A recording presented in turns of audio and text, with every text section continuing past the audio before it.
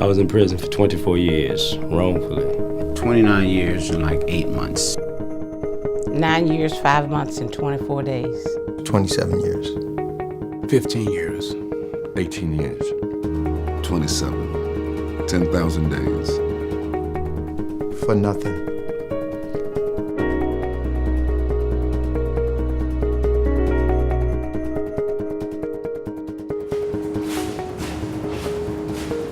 Our criminal justice system is supposed to be the best in the world? Nonsense. What the hell does that mean? Like, I'm probably the angriest woman on the earth because of what I know and my intimate knowledge of the people who've been wrongly convicted. There's lots of bad convictions out there. You get police officers that misbehave, you get prosecutors that misbehave, and you get lawyers that don't do their job because there's so many cases coming down the pike.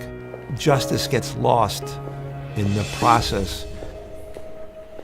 The reason wrongful convictions occur is a detective on the case is given a name, and that's all she wrote for that person. Our typical clients have been languishing in prison anywhere between 10 and 30 years. He's walking to work, and he gets taken into custody, and he's been in jail ever since. That was the end of his life. He's living with this woman and their 3 children.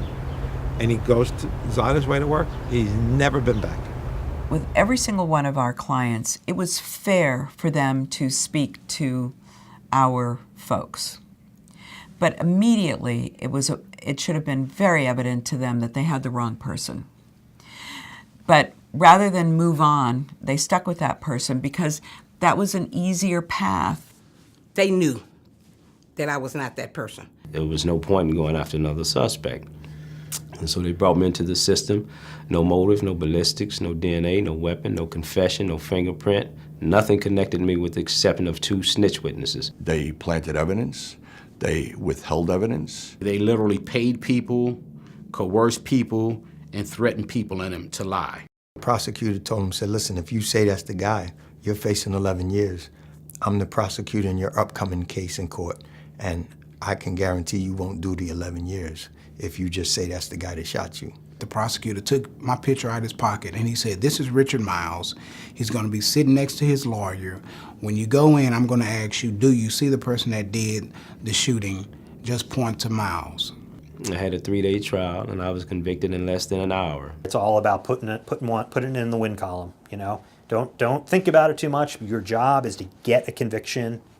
End of story. We've been the last hope for a lot of these men and women. These are inmates who have been through the entire court system. Their appeals have been heard, their post-conviction relief petitions have been heard, and they have nowhere else to turn.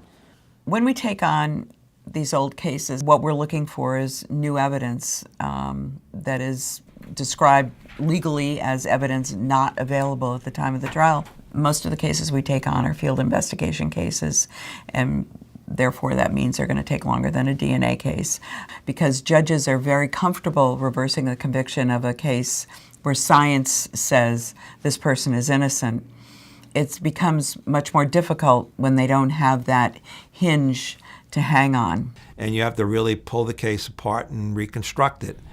And that's what Centurion does. Centurion went back and they looked at all the records and all the files and investigated and found all the information that was hidden from the courts. They give you their word that they're gonna work on your case until they get you out. And they're not gonna leave no stone unturned. Now, had all that information been presented in the initial trial, I would have never gone to prison. When I was sentenced, I had 2 infant children.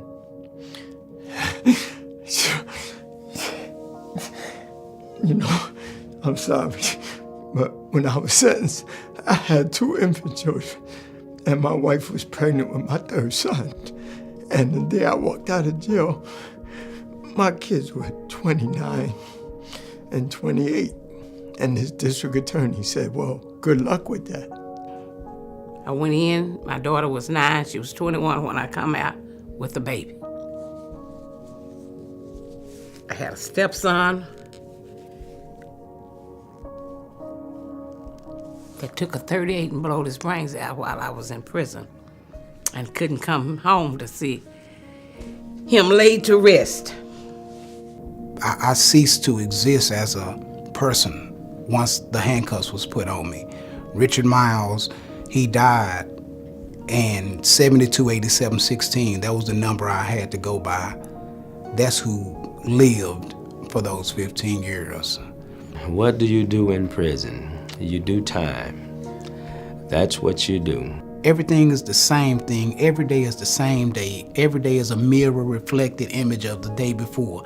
You're in a box of nothing but space and time with another human being in a lot of instances, and you don't always get along. You don't say good morning to your cellie because that shows weakness.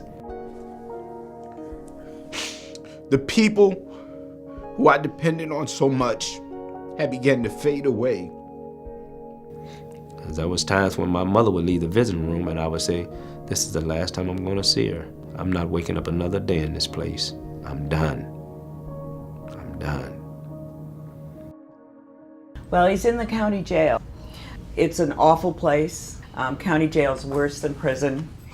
After looking at his case, we realized that he was an innocent man. So we're hopeful that we'll be able to bring him home to you all.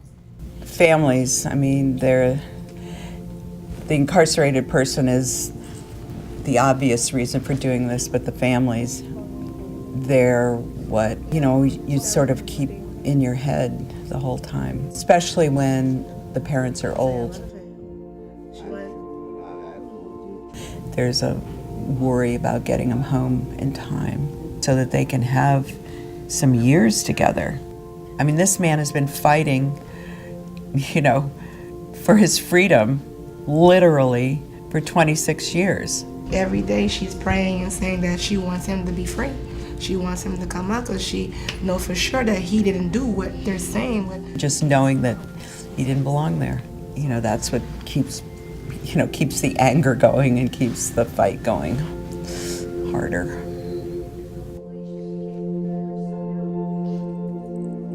We feel this nipping at our heels, This is the stuff that keeps me up at night, is knowing that there are these people in prison and we're it. We're the end of the line. And, we take that responsibility very seriously, very seriously. When you meet these folks, you can't help but think, holy mackerel, that could have been my son, my brother, my father, my sister, my mother. It never occurs to anybody that these guys would be that ordinary. And that's what, in a way, makes them extraordinary.